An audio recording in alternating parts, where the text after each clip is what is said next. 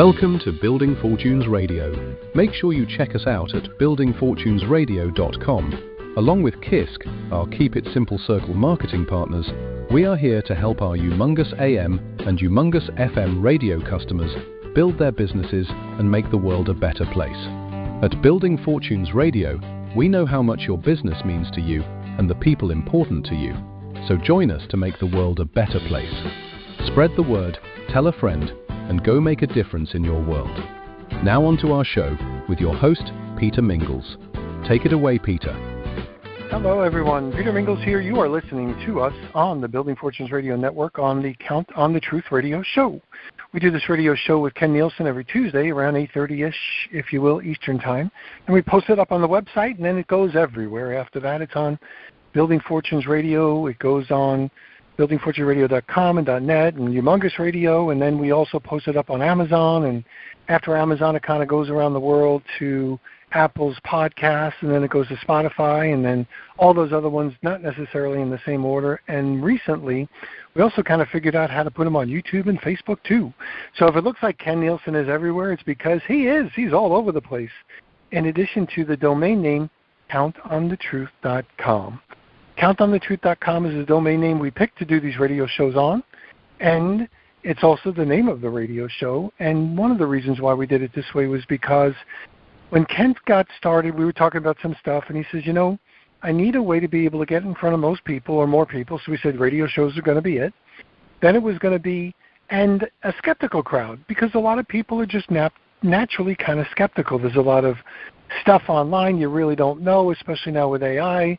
The scammers have gotten better with just about everything, and we were looking for a name, and CountOnTheTruth.com was a domain name that he could get or already had, and that's how we got started. So we're going to sling some sentences together for those people that are listening in, and if you're looking at the calendar, it's already the end of July.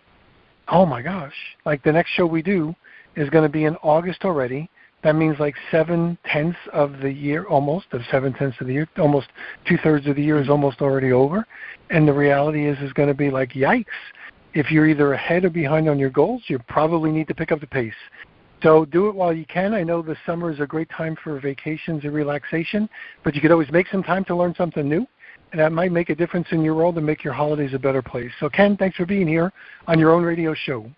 Hello, Peter. Hey, great to be connected with you and maybe discuss a few things that's going on out there in that big world of ours, and hopefully make a difference for somebody that's looking for maybe a new path or something that they can do to maybe change their future way, so to speak, and stay focused on the future, because we know that it's easy to get distracted with all the things that are going on and what's happening. But I'm especially appreciative of your inspiration, motivation, and direction, because it seems like you're very grounded as opposed to some of the other options that I have available. So I'm very appreciative of that. And just before we get too carried away or get into the main focus, I'm a little bit curious if maybe have you ever been somewhere where you've had the opportunity to be involved in an earthquake by any chance? You know, I have. I was in Mexico a long time ago, and on a cliff overlooking the ocean, and it rattled. And I said, what the hell was that? And that was an earthquake. So it was very gentle relative to what you're probably going to describe. But I think I've been there at least once. I don't know if we ever had one. I don't think we've ever had one here in Florida. I think we may have had one in Illinois when I was there, but I don't remember. But certainly never in New York. So I'm pretty much earthquake free. Okay, well, easy enough. The reason I bring that up, of course, we have some of the radio shows, like I try to mention here when we get started on the episodes, is that we have a radio program, and they talk about on this day in history, and they bring up things, whether it has to do with music trivia or a special event trivia. But in this particular reason I brought that up is because I know that Japan has just had an earthquake of 7.1 to 7.3, and I was looking at some of the pictures and some of the video coverage that they have. What's just like today? I think it was today or yesterday, actually. Oh, wow. Okay. Yeah. And so I know that on the radio today they said that on 1976, the Tianjin, and I'm sure I didn't say that the right way because it was in northern China, it killed over 300,000 people, and it was the largest loss of life from an earthquake in the 20th century. It was a 7.6 in magnitude. And I thought, wow, I've heard of earthquakes, and I've been in 3 earthquakes that I know about. But to think that that killed 300,000 in northern China, it was just a little bit mind-boggling to me. Yeah. And the first earthquake that I experienced was when I was 7 years old, and it was it was just a strange rumbling noise. The bed was shaking, and everything was moving around, and it was just kind of a low noise, groaning noise that I had heard, and I just thought, what in the world was that? And shortly after the bed quit shaking, I remember my mother coming in the room and said, did you feel what that was or know what that was? And I thought, that's one of the craziest things I had ever experienced. And so we went outside to see if anybody knew what was going on. And there really wasn't anybody outside, but later in the day we'd heard about where the epicenter was of the earthquake was probably about 20 miles north of where we lived at the time. And it was they were just getting to the point where they were using seismographs and different ways of measuring the how strong they were and where they were located and how deep in the earth they were, etc. But there were some really crazy things that happened. And it was interesting why some places were affected and some places weren't affected. So I just thought I'd kind of bring that up because I know the other 2 after that, when you feel the earth shake and do certain things, you go, boy, I'm pretty sure that was an earthquake. And you go, I wonder how far away or how much damage it did.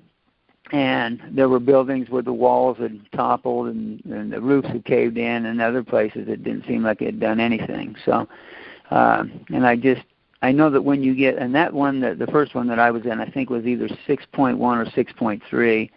And I know when you start getting up into the 7s, things can get pretty serious. And so when it said that 7.6, which is a little bit more closer to the 8, had killed 300,000 people in northern China, there's got to be something going on in Japan with a 7.1. So a lot of people out on the West Coast, they live in those big fault areas, and I have cousins and family in California, and they've learned to just kind of ignore all the different stories, or when they say, oh, they're overdue, and this is going to happen, that's going to happen, but still in the back of your mind, I think that there's got to be a little bit of concern when it comes right down to it, if one of those is going to happen and affect you in your life. So, anyways, a couple other things.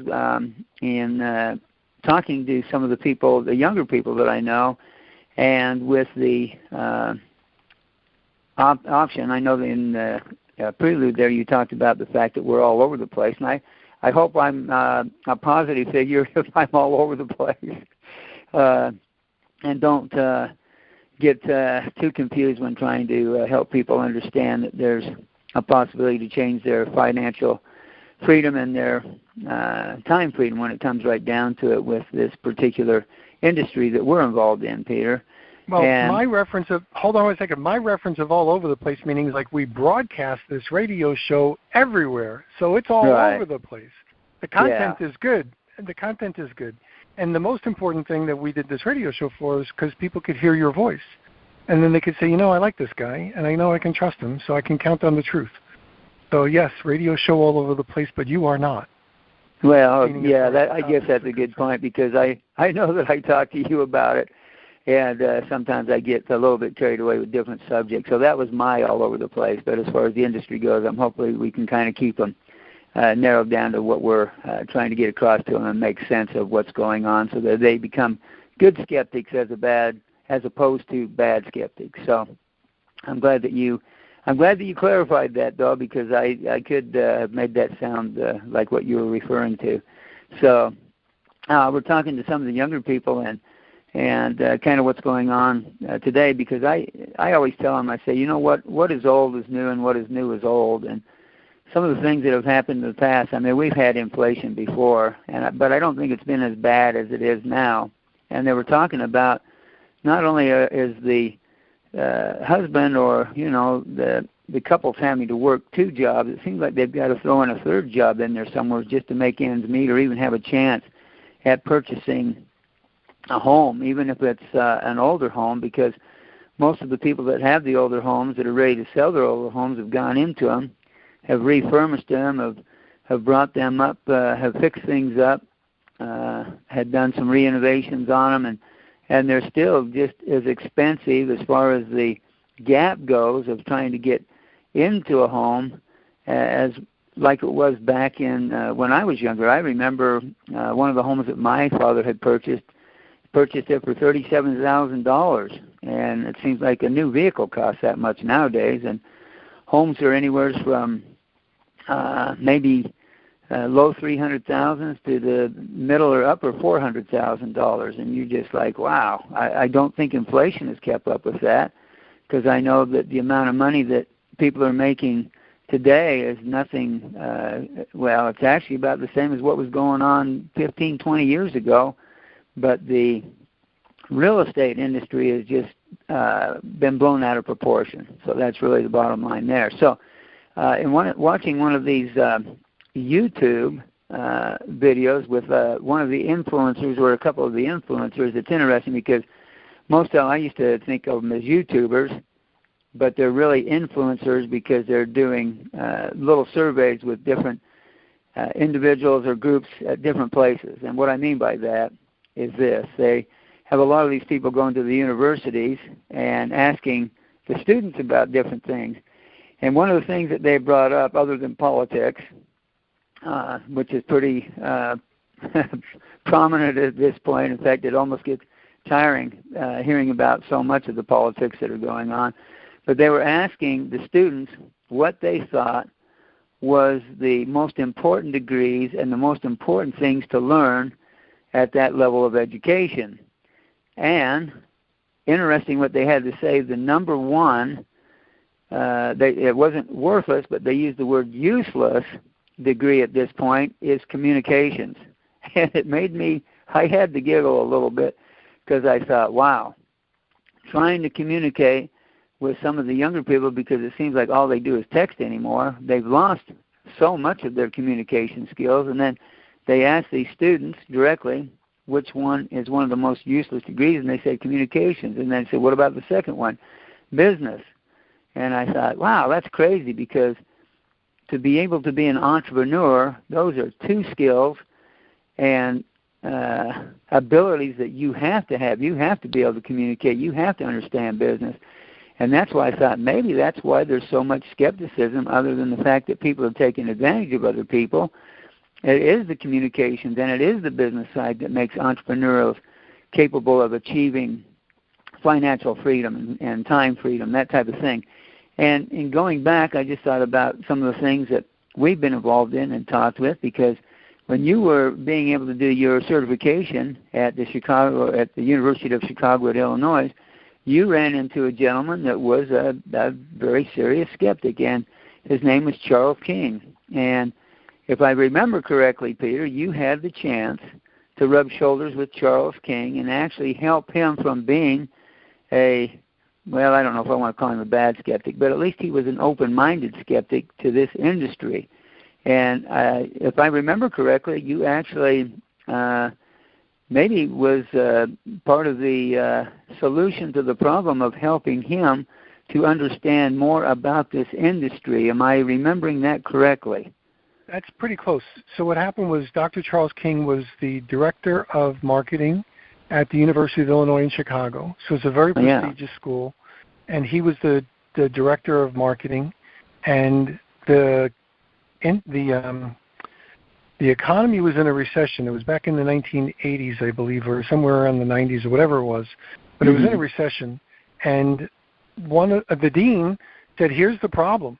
We're trying to graduate students, and these students are graduating and they're not getting jobs. So Dr. Charles, find the best paths for them to go find jobs. And he asked the students, and one of the students said to Dr. Charles, what about network marketing?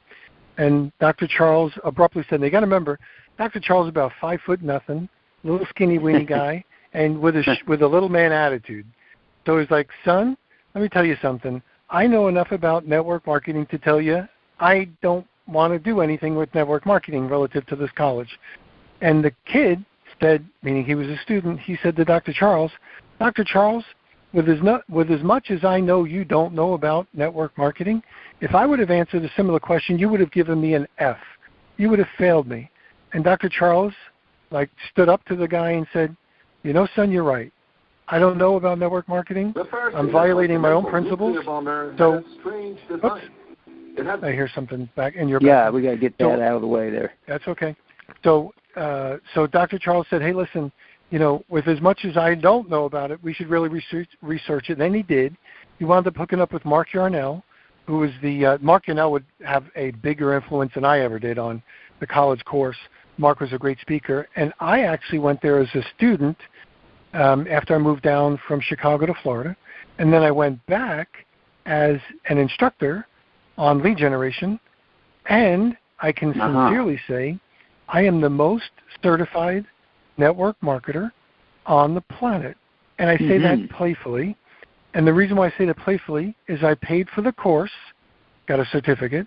Then every time I went as an instructor, I went through the course again as if I was a student, and I demanded another certificate. And I literally was the only one who ever did that every time they went to a course, because all the other instructors, they would do their part, they'd go out in the hallway, they'd go do whatever, they'd only stay for their day. I actually stayed for the whole entire thing, and I made sure I was certified. So yeah, Dr. Charles King was a really good instructor. We have some of his recordings on our Building Fortunes radio site, and the cool thing is he was really good at what he did, but he was a really great example of, wait a minute, I'm going to study this industry and see if it's a viable industry, knowing full well that it has a bad reputation by people do it the wrong way. So does everything else. So he said, you know, we're going to find out if it's real and see if it's a viable thing. And he did that college course every year up until they switched deans, and they never did it for real profit. And with a new dean, Dr. Charles said, you know, I'm getting close to retirement. I don't need to sell this to the new dean. And I don't know if there was a challenge with the new dean or not. But he says, we'll just discontinue it. Actually, they ran it a couple of times in Europe, which I never went to, and as a result of that. But it was a really great certification course. And I had a little bit of influence in it towards the tail end. Right, okay. Well, it's fascinating that your involvement there and the ability to, at least at that point in someone's lifetime, or their ability to kind of project what they wanted out of the future, so to speak, because they're going there for higher education, and obviously they're there to learn some advanced skills, advanced knowledge, or kind of move into the point where they're going to be able to accomplish what they want to because of what they're thinking that they want to be or where they want to go in life. And I know, for example, my aunt had 3 degrees in the English communications that she was involved in. She had a degree from the University of Denver. She had a degree from the University of Utah in Salt Lake City, and then, of course, she had her schooling at Utah State University. So she had 3 different degrees, which I thought was just crazy.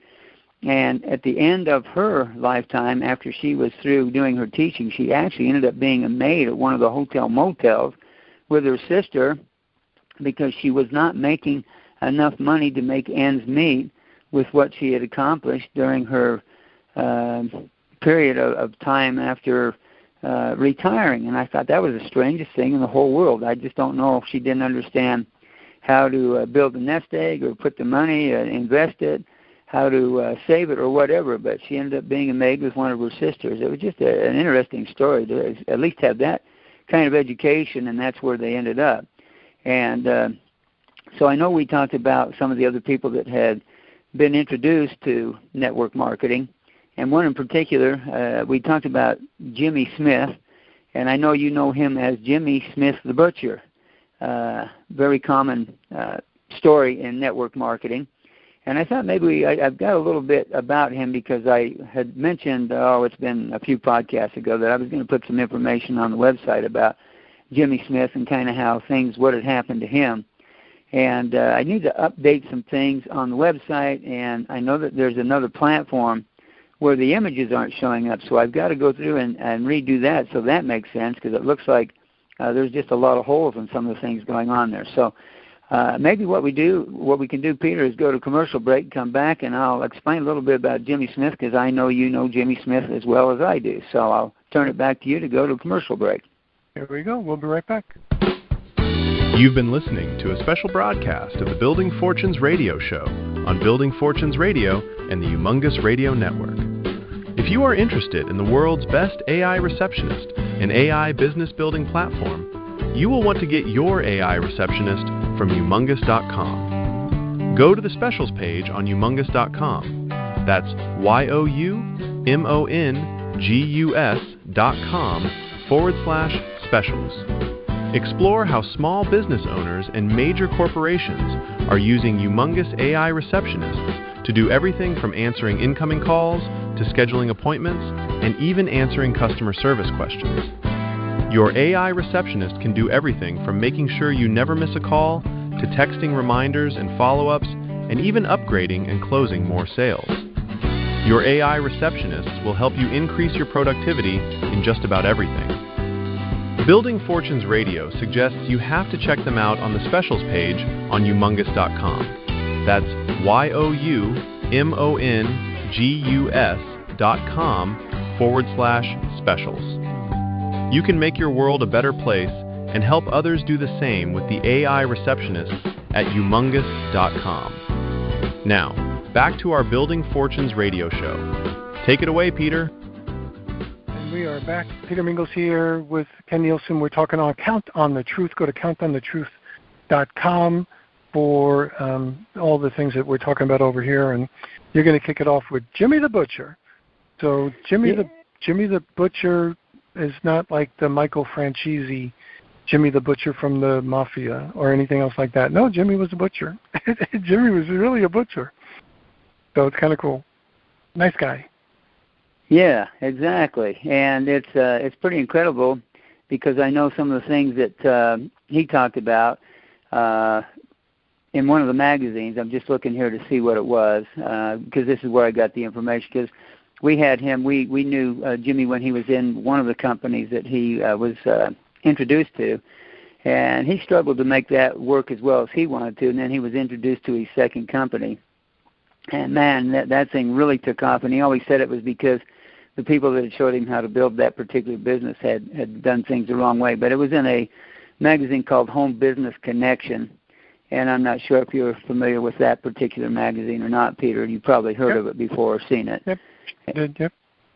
Okay, and his story is in there, and I made sure that I kept track of it because I thought it was a fascinating story. And one of the things that when we ever went to his presentations was the fact that, let's see if I can find that too, he had a particular kind of a philosophical statement that he would make when he would get up and start his presentation. And he would say, if you want something you have never had, you must be willing to do something you have never done. And I know that you've heard that before too, and he doesn't take credit for that particular saying, but that's one of the things that he used to say. And what was so amazing about that is I'll just kind of explain this, and you might want to throw something in there if you hear something that kind of triggers a thought or whatever. It says here that former butcher becomes a millionaire, and it says, read how Jimmy Smith went from earning $20,000 per year as a butcher to bringing in to $1 million with a home-based business.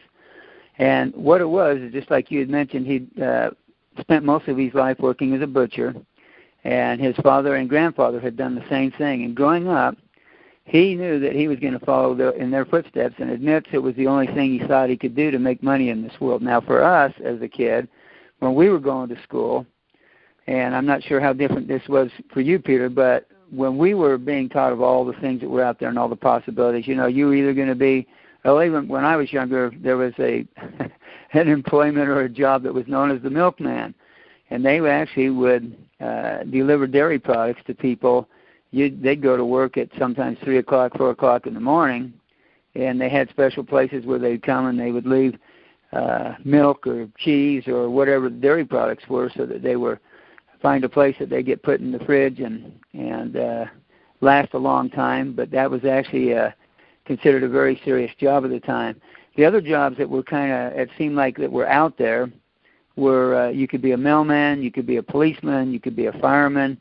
If you were an engineer, oh boy, look out, or even a doctor, that was pretty amazing. The other things that were kind of like your own abilities or had the chance to be something special was something to do with sports, whether it was baseball, football, or basketball. Really wasn't that much soccer available at the time. That was more of a European sport.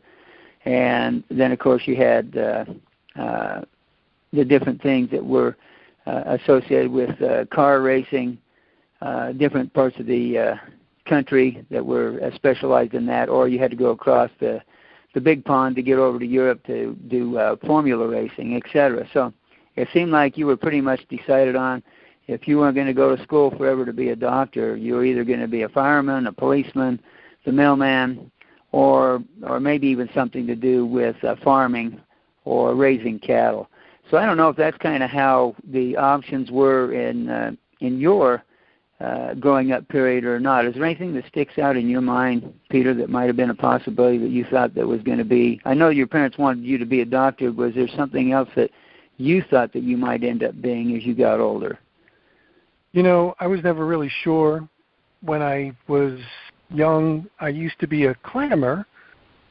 So for those people that are unfamiliar with that, there was a flat-bottom boat, outboard motor on the Great South Bay in New York, and I used to dig clams using tongs. I was really intrigued with marine biology. So I thought, wow, what could I do something with marine biology? But I didn't know how. I didn't have anyone to ask. And those are both excuses.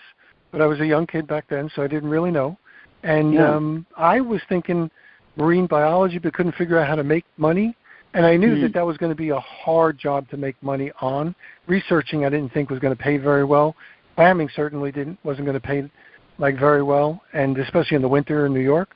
And the reality was I was not sure, so I did what my parents kind of internally suggested, and that's when I was a biology major in school, chemistry major in school, French minor, and I thought maybe being a doctor, and changed my mind after I graduated. Wow. Yeah, it's amazing how we're kind of directed or pushed towards a certain direction, and then things come along and change our route, so to speak, and we get deflected or move some other way. And I know that there were some sports involved there, too, because you had some of the skills and abilities to do some things. So yeah, I love football. I was good at football, but I realized I wasn't going to be a professional football player, and it was after high school that I said, okay, got to make a decision. Football is no longer going to be part of my active life because if I'm going to be a doctor, I'm going to need to keep my grades up. My doctor told me don't play football, so I didn't. Right. So, I passed up some scholarships and other things like that. It's interesting how, people influence your career or your life's path. Exactly. No way in the world am I saying it worked out the right way. I'm not really sure. You can't live your life backwards. But it is what it is.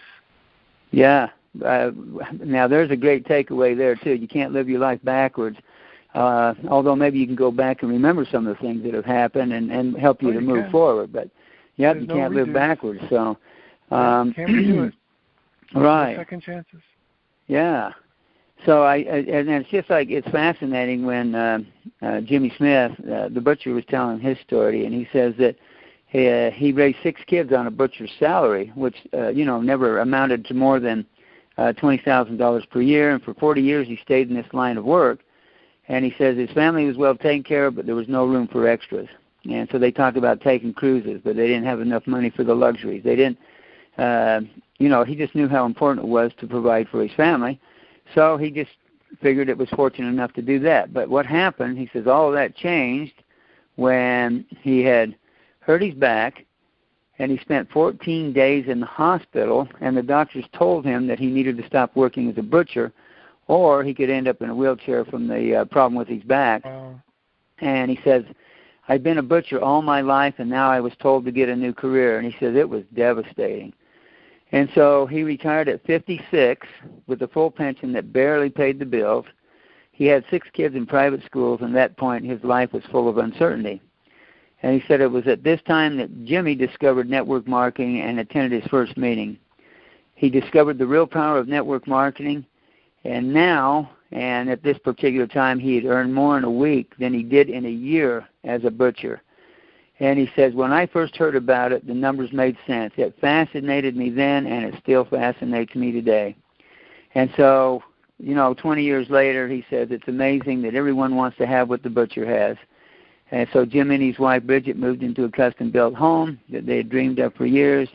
And then his family and his life now is one that dreams are made out of. And I'll give you a number. At this particular writing in the magazine was when he had gone over $21,000 per week in the company that he was in.